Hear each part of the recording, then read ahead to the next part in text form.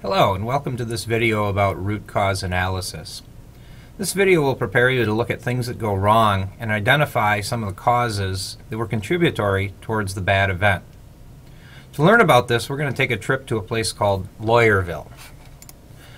Lawyerville is a place where attorneys fix problems after they've happened. They work on trying to make whole parties who have been damaged by the negligence of another, and they have a number of tools at their disposal.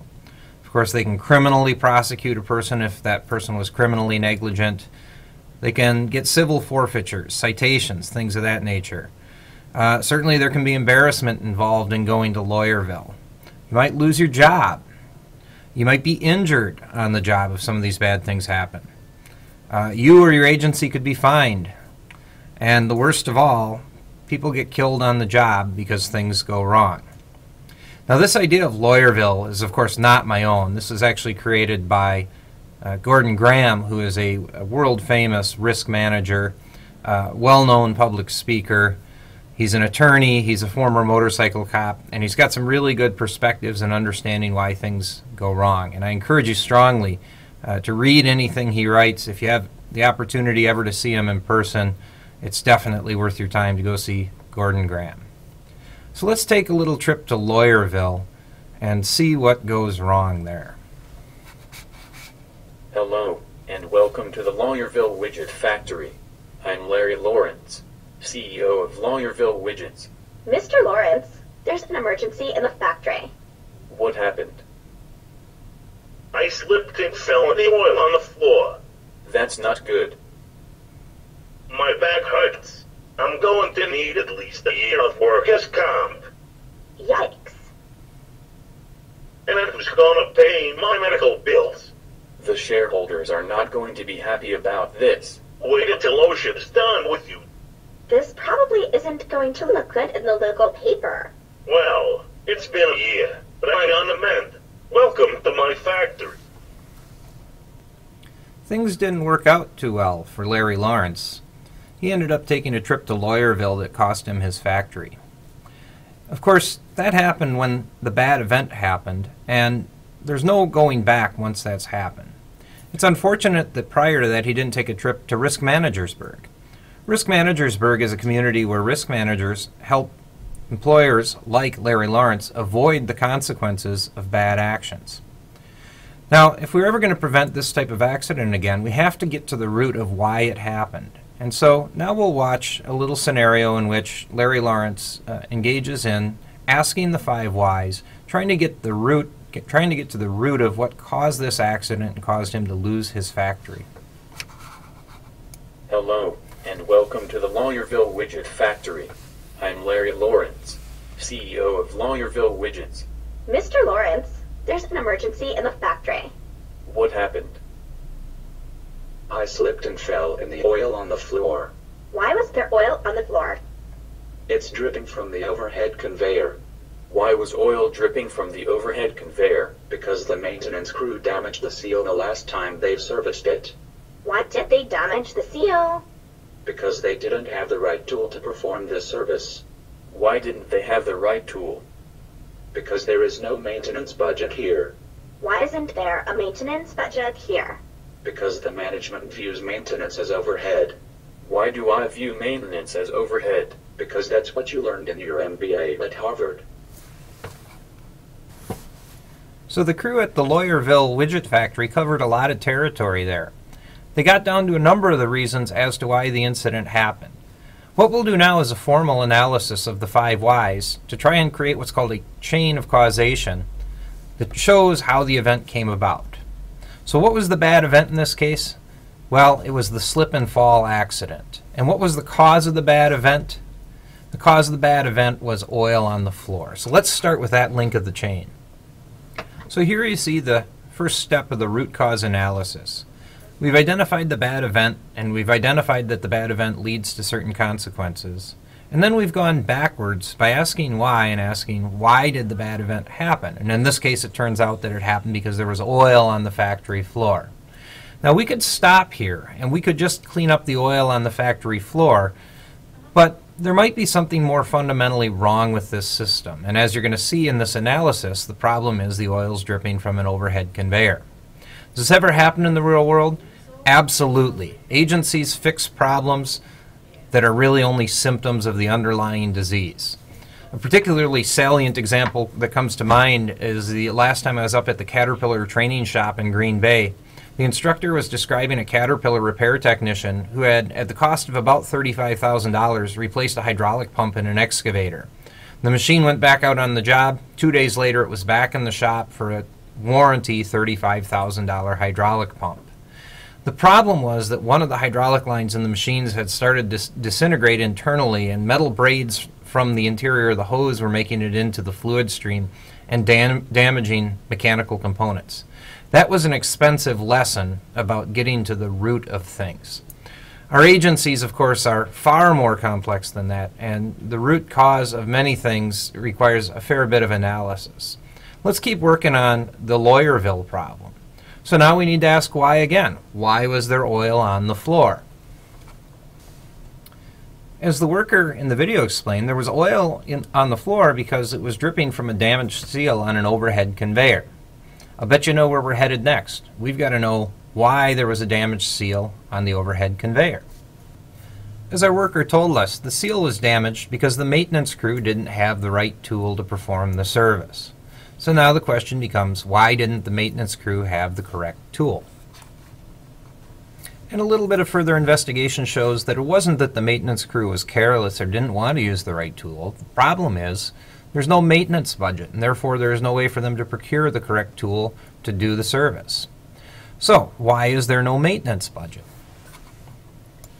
Well, in this video we hear from Larry Lawrence himself that at his MBA in Harvard, they told him that maintenance was overhead and should be minimized. And so now we have what might be the root of this problem. Of course, we could continue to ask why and get further and further from the bad event. But the important thing here is that we've established what we would call a chain of causation. You can think about each of these reasons, each of these causal relationships, as being a chain, links in a chain that lead to the bad event. And just like in a real physical chain, if we can break any one of these links, we can make the bad event go away. Now the question becomes, which of these events should we attack to break the chain of causation? So let's do a little bit of analysis on that. Let's think about cleaning up the oil on the floor. Well, cleaning up the oil on the floor is certainly cheap, although it's probably not a solution that's going to last very long. For the purposes of this video, I'm going to describe each solution by two characteristics, which are given in the red rectangle with the white text.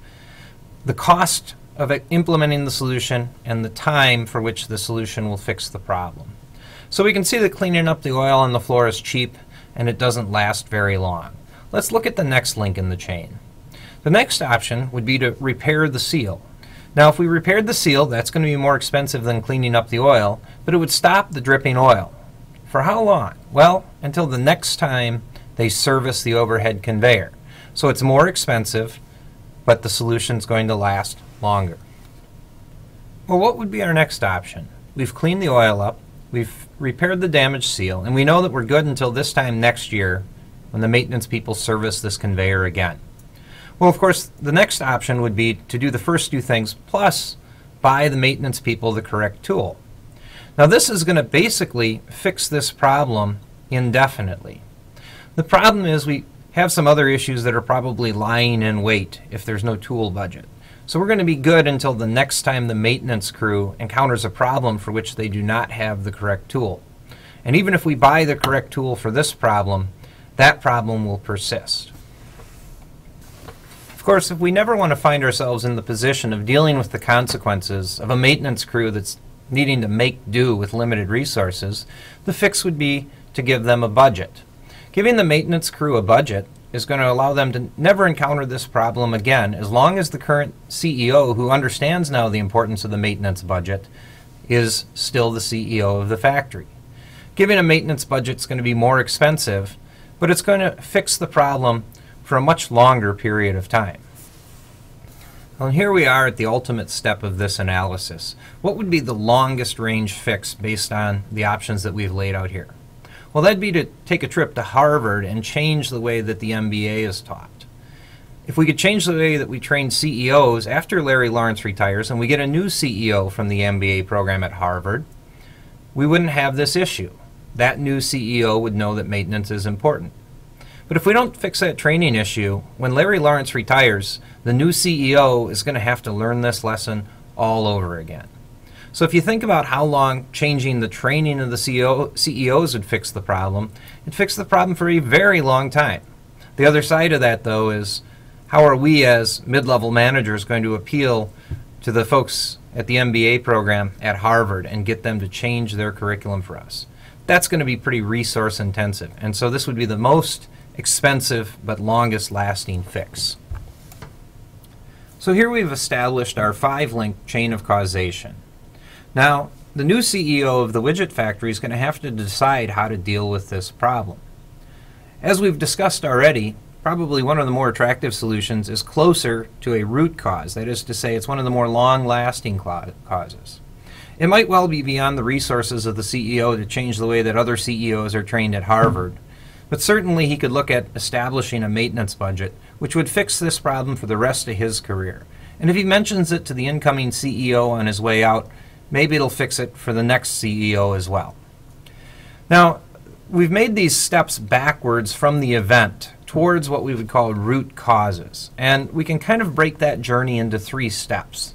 Those causes that we would say are proximate, those causes that are contributory, and then those causes are truly root. Making designations along those lines is somewhat arbitrary. It's a judgment call as to what you would consider proximate causes, those that led immediately to the event, and then those that were contributory, kind of those causes waiting in the wings, and those that were root, those that were obscure, that were built into the system that no one was aware of. So let's draw in some lines and segment this chain of causation into proximate, contributory, and root causes. So here you can see I've parsed out the 5 contributory causes, or the 5 whys, into proximate, contributory, and root causes. And again, where I've drawn these lines is somewhat arbitrary. It's a judgment call. In my judgment, I thought the oil on the floor was a proximate cause. You take the oil on the floor away, the problem goes away. Or another way to think about a proximate cause is any reasonable person would look at it and say, that's dangerous, that's going to cause a problem. More than likely, any reasonable person would look at a puddle of oil on the floor in a factory and say, that's unsafe, we should do something about that. Contributory causes are a little bit more insidious. People with knowledge of how things work maybe could identify contributory causes. Certainly, I would say the maintenance crew was aware of the fact that they had damaged the seal and that they had damaged it by using the wrong tool. And then those root causes, those are the really difficult ones to get at. You have to understand the system well to get down to those root causes that are going to help you break this chain permanently. Now, this process is great in retrospect. After something bad has happened, we're able to identify what contributed to those things and then try to fix the problem afterwards. The next thing we'll look at is a process where we can try to imagine what might go wrong and use our imagination to prevent things before they happen.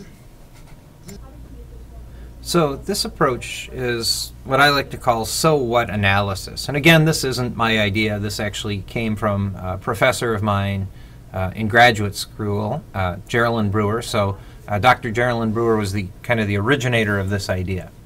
If we start at some known position, we can travel back towards the bad event by asking so what. It's basically a matter of trying to figure out possibly what could be implied from what we know now.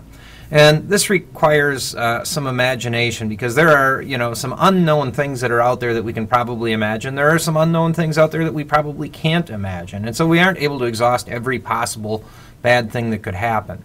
But if we think about what risks are reasonably likely to incur on the job, we might be able to make some of these predictions. So, what could Larry Lawrence predict having gotten his MBA at Harvard? Well, perhaps he could identify that he wouldn't fund the maintenance budget appropriately based on the experience of others. What would be the result of that? The maintenance crew would have the wrong tool. What would be the result of that? We could foresee a seal being damaged. The result of that would be oil on the floor. The result of that would be the slip and fall injury. And the result of that would be all of the consequences that follow that event. So again, the 5 whys, the 5 so whats, ways to navigate